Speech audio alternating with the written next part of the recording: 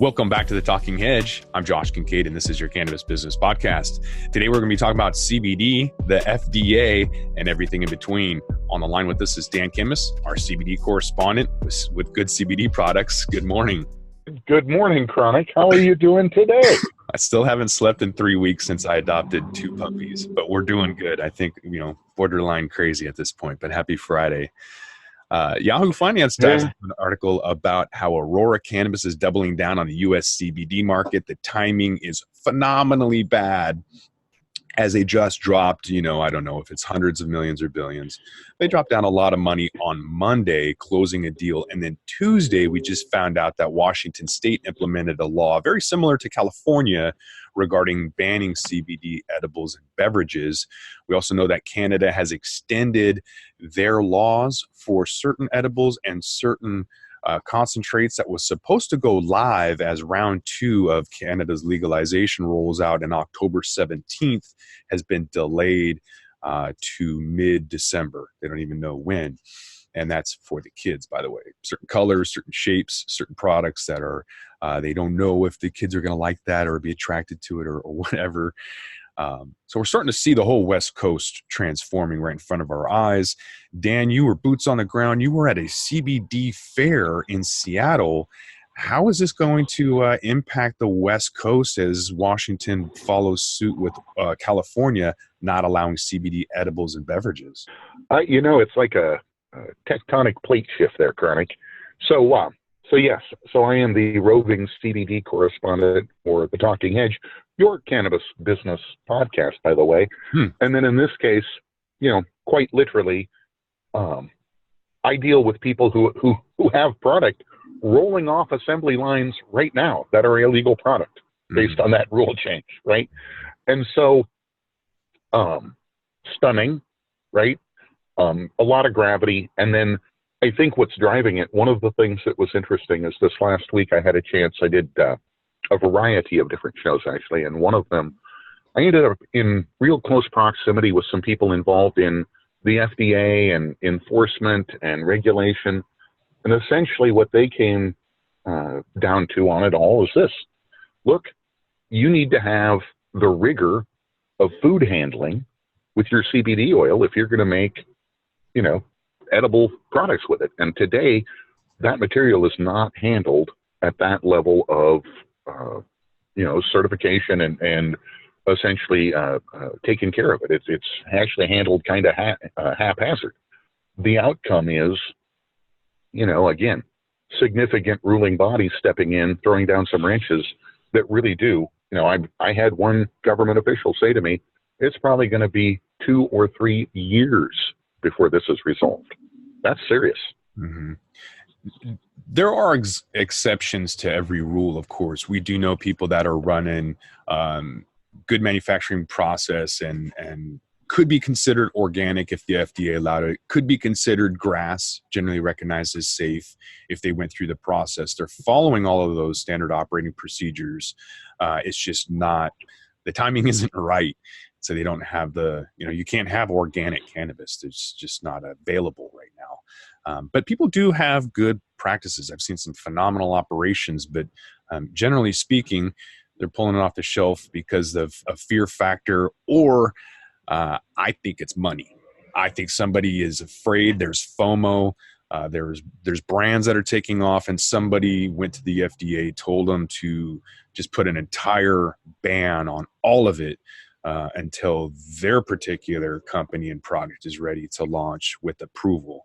Otherwise, you would see SWAT teams going into every mall across America. If this was really about you and your health, they would be at the mall going to companies selling you cinnamon buns that have twice the caloric intake, twice the daily allowable fat intake, and they would be banning and arresting those CEOs for selling you something that's going to give you a heart attack. Fact of the matter is, FDA doesn't care about your health. This is all about money.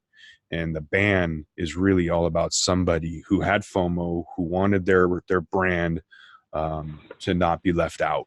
And that's my opinion. Well,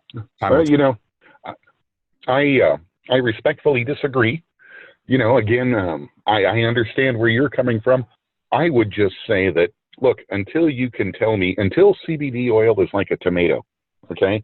When I get a tomato, it's got a barcode on it. I can find out where it's been. I can find out what farm it came from, all of that stuff by tracking that barcode. Until CBD oil is like a tomato, you're not going to see it being, federally authorized to be used in food. And that is going to take a while. So that's my opinion. So. Well, I respectfully disagree. But moving on. Talking Hedge, your cannabis business podcast. So Aurora Cannabis announced that it completed an acquisition of Hempco Food and Fibers. Now, we reported on this, but it finally closed on Monday. Now, how terrible is the timing on that? But, I mean, they got it at a killer deal. They literally paid 50% off. Can you imagine, like, running around and trying to buy a house, and you're like, hey, I'll give you 50 cents on the dollar. And they're like, okay, go ahead. Well, that's exactly what happened with Aurora when they purchased Hempco. Their stock was trading at $12.52 at its high. They bought it. Right now it's at $5.84. So that's literally half of what it was. So they have the potential to run this company back up to its full potential and double their money and maybe offload it to somebody else as a result of kind of this new law, or just wait it out. They do have hemp seed oil, and they have hemp hearts and all these other things that are already nutritional supplements. So that's good. They've got that going for them. But in the meantime, it's going to take a little bit while to get back to that original high of $12.52. So we're looking at other investors that have cooled off, looking at Tilray or Hexco, possibly being overvalued, and then expecting rock bottom production costs. So if Aurora believes that they can continue to sell flower at $1.74 wholesale, that's going to be rough. I don't know how long they're going to be able to continue to do that, because really we've seen 7 and 8 cents a gram here in the States.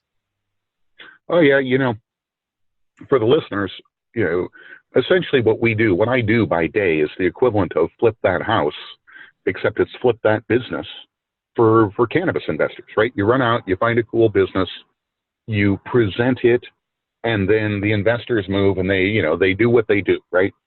So what's interesting is to watch this space where there's so much volatility, and you look at some of these cannabis stocks, and again, the trend at the moment is, down, right? In that the business is shaking out a lot.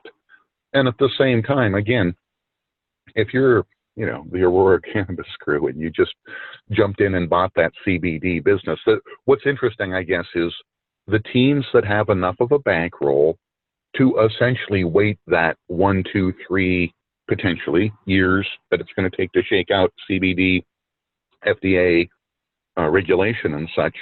And again, in some business war rooms, a 2 or 3 year plan is fine. In others, 2 or 3 years, oh my gosh, that just feels like forever, Craig. I read this morning on LinkedIn, somebody had felt that CBD companies aren't having any issues with banking.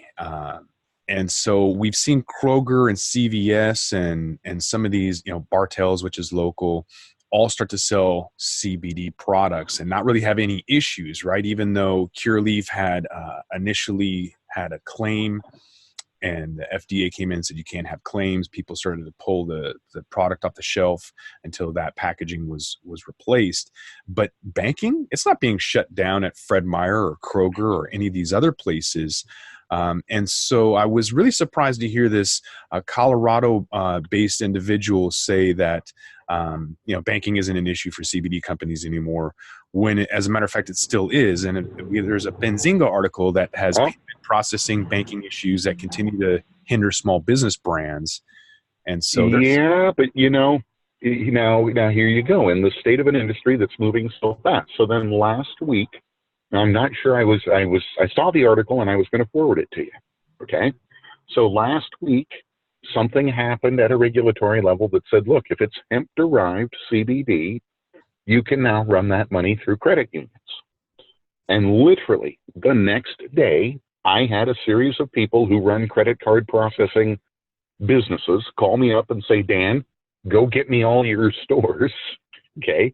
And I had to explain to everybody, look, in Washington and Oregon, credit card processing has been, it's been quite a tale. So people aren't really ready to jump on, but it does. It looks like, okay, if you're hemp derived CBD, and I haven't fully verified this, but it looks like, okay, the rules have changed, and now all of a sudden you can take that money legit as of a couple of days ago.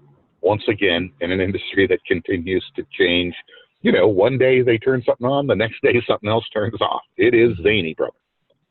Yeah, I just find it interesting that all these big businesses aren't having an issue at all. And then on the smaller side, companies that are tech companies that don't even touch the plant or CBD that's totally illegal are getting their account shut down. And it's still very much an issue. And yet this individual in Colorado who should know better thought that, no, these people aren't having an issue anymore. So, oh, no doubt.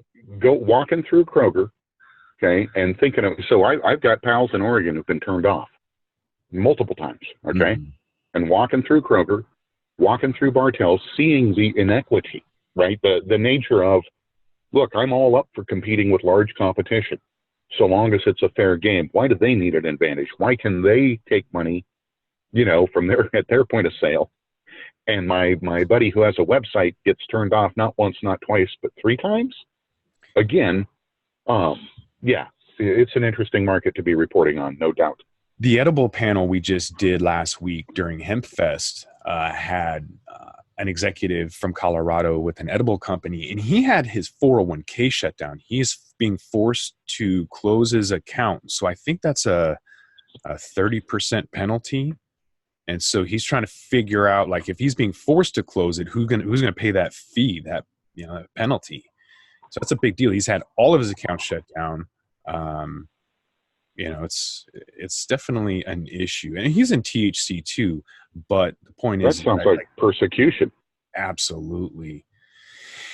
So there is an option. The States Act is strengthening the 10th Amendment through entrusting states, basically the feds kicking the can down the road to each state, allowing them to do their thing.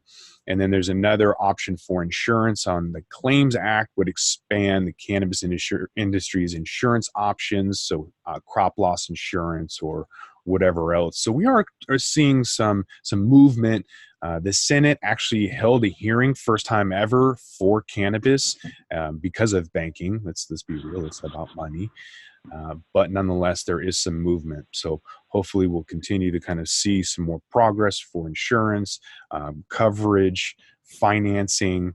We're already starting to see a next evolution of cannabis financing, showing the more normalization as Harvest Health and Rex $225 million loan is kind of showing that you can get $250 million loan. That's backed by assets, though. So that's not really an evolution of cannabis. Debt financing, on the other hand, very much so. And we're seeing that from marijuana firm Kushco securing a $50 million credit line debt. That's an evolution. And so we're definitely seeing the normalization, professionalism to some degree on both sides, what's good, what's not. But nonetheless, we're starting to progress. So definitely getting a lot more interesting. So with that, we're going to roll this one up. I'm Josh Kincaid. This is the Talking Hedge. Don't forget to like, share, and subscribe, or don't.